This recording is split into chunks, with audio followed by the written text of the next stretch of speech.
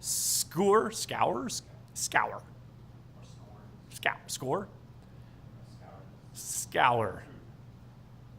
the script.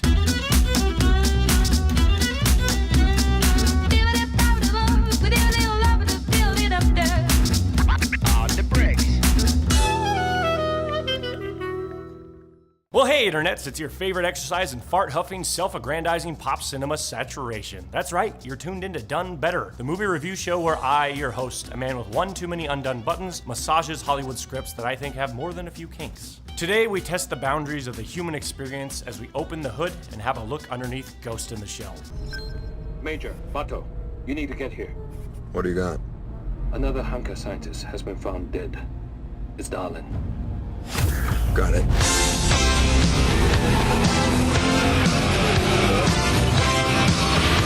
A cyberpunk staple, this is a live-action reimagining of the groundbreaking anime classic, which I haven't seen, so I'm sure all you fan people are super secure with me manhandling. In an effort to extend an olive branch in that regard, I will address the cyborg elephant in the room. I concede that all the movies that will probably come up in this episode owe a great debt to Ghost in the Shell. I absolutely respect what a pioneer it was in the genre. That being said, didn't the filmmakers know that too? If the objective is to create an entertaining movie, the fact is they needed to break the mold the franchise helped create. Because my main gripe with the movie is just that I've seen it a good many times. So with this unique challenge looming over us, how do we do it better? I'm not ready to leave. I belong here. Here is your score. 8. Wrong. I win. Well, just some ideas to hydraulically kick around. Number 1, Control-Alt-Delete. Scour through the script. And when you run across a scene where the Major makes an important discovery on her own, strip it out and substitute in a scene with the rest of her team instead. I know this sounds like story suicide, but I assure you, I've got a plan. Number 2, reimagine, don't recreate. Off topic, but relevant. I have a weird beef with those live-action Disney movies. You're never going to recreate the wonder of the animated sequences in the originals, but they keep trying. The wonder comes from you saying, holy shit, all that glass is hand-drawn. I don't mean to poo-poo on VFX, I do that stuff myself. I just mean to point out that it's a waste of time in this case. Expanding your efforts to create new scenes of wonderment is probably a much better use of that time. Number 3, make the Major a minor. No, not like that. No, I mean a minor character. The whole time watching this movie, I felt like more interesting stuff was happening in the wings. I don't care about your amnesia. I want to know more about this crazy old man. Get out of here with your old boyfriend. This guy replaced his eyeballs with cyber eyes. We've seen Major's story done elsewhere. I want to see everyone else. I'm sure all of that was fine. I'm sure no one is already calling me a heretic in the comments.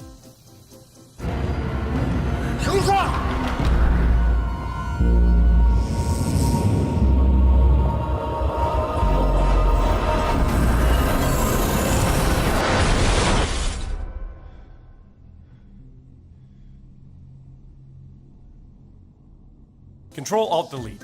Here's the problem. The complete, full story of the Major is A, tired as hell, and B, readily available on Blu-ray, DVD, and your preferred streaming app. Reducing the Major's origin down to its broad strokes will free up a lot of screen time we can redistribute later. In essence, we need to have the Major's storyline cut back to just the following. The Major's opening bit, up until the scene where we meet the team. The Major gets compromised and begins acting erratically, causing distrust in her team. The Major disappears for a while. The Major returns, her loyalties seemingly reversed. The Major defeats Hanka with the help of her team. The Major reveals her true identity. This is obviously a huge adjustment, but in effect, we need to shift the focus from this plot-heavy origin story of a single character and convert it into a sturdy framework to hang multiple character subplots off of. And a blue Corvette, and everything is blue for him and himself and everybody around, cause he ain't got nobody to listen.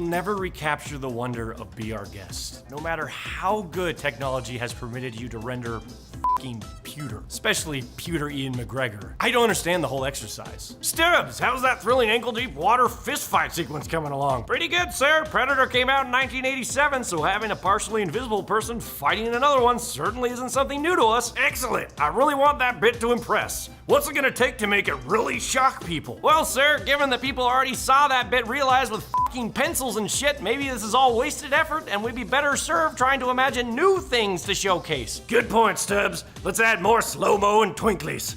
Fuck you, sir! The flying through the glass, the swimming bit with the jellyfish, the water fight, it just seems like a homework assignment. You have $1 billion to spend making this futurescape of cyborg cops. You just need the imagination for new action to create there. What's a train fight like there? What do warehouses look like in the future? What does a SWAT incursion look like with cyborg cops and robbers?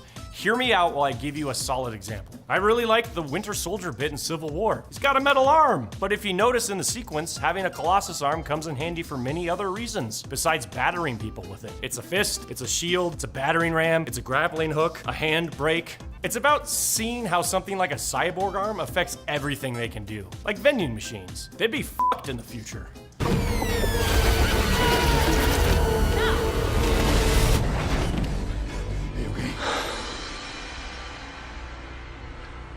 I know Kung Fu.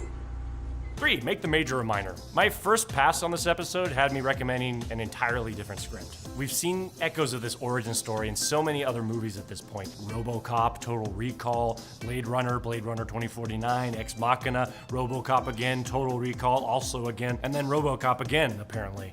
Jesus, fuck, it's a dumpster fire. So yeah, my advice initially for this movie was to put on its trailblazing boots and kick in some new territory, because we've seen the echoes of this origin story before. You know, but then I realized I was kind of breaking my own rules. Fair play, any asshole can say, do something else entirely. The real challenge is making something interesting out of what we have. So let's start with the theme. What is or isn't human, and what constitutes the distinction? There's obviously a lot at play in a movie like this, but that one seems to be as good as any to hang your hat on. So how do we tell the story of the Major that explores the ideas from a fresh perspective? Well, my suggestion is not to make it solely about the Major. Embrace the mini-plot approach, and make it a movie not about one person's struggle, but a whole police unit. This is made even more interesting because as they struggle with what humanity means in this future, their conclusion is important, because police are essentially a society's appointed moral authority. This team is helmed by Beat Takashi, who trusts the Major inherently, despite the fact that of his entire team, she is the most different. Like a badass Commissioner Gordon, he embraces this new paradigm of human evolution in practice, though is most suspicious of the people in charge of implementing it. Then there's this guy, who fully embraces the benefits of cybernetics. We meet him bragging about his fresh new cyber liver.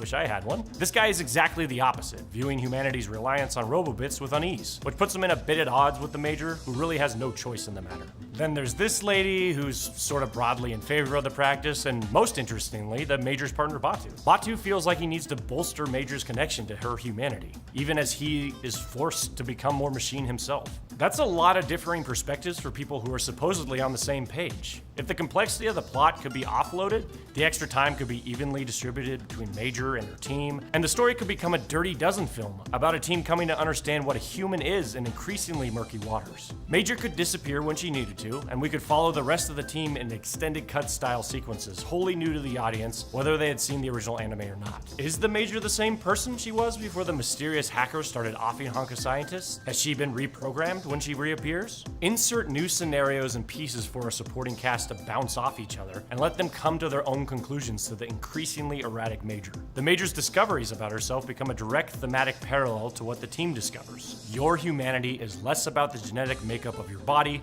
but the truth of your memories and relationships with others. Well, that's about all I have in me for this film. Thanks again for tuning in. Absolutely like and subscribe and share this shit if you had a pleasant time. Disagree, agree, comment below. And of course, we will be ending with our little bits, but before we do, just wanted to say thanks for tuning in. I like how building-sized holographic advertising in the future is never selling what we all know building-sized holographic advertising will be selling in the future. Well, why don't you show me what you're made of?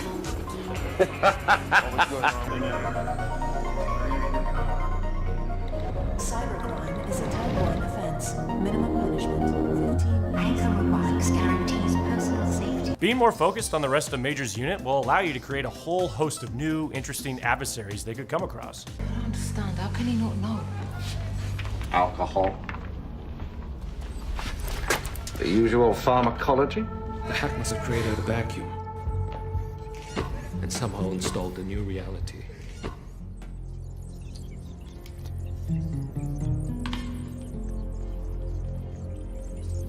I rebuilt my own mind. What's the difference, huh? Fantasy, reality, dreams, memories. It's all the same. Just noise. Lie detector. He must have hacked in that way. We should uplink to the machine, trace the code, get a lock on his legs. The machine is tracing its location. We got it fixed.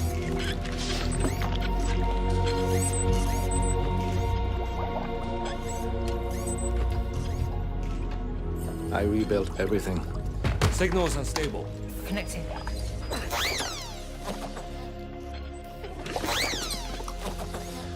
I pray you allow me a few moments to coordinate my Don't go in there. self-induced It's too dangerous. reproductive sequences.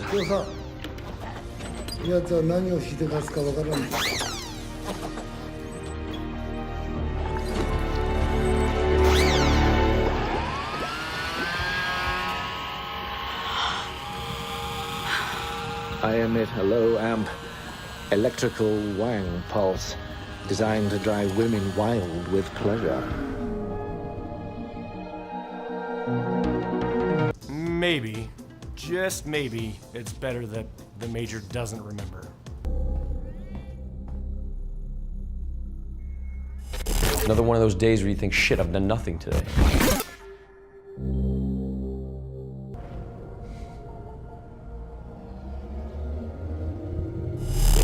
I can't find my money.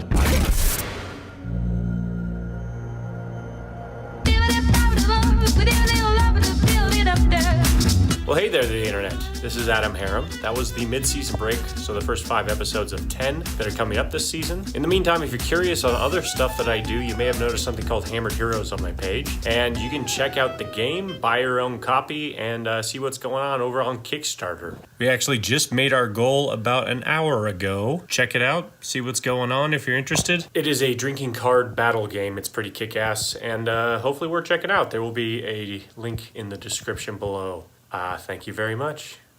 Ghost in the Shell was pretty terrible, wasn't it?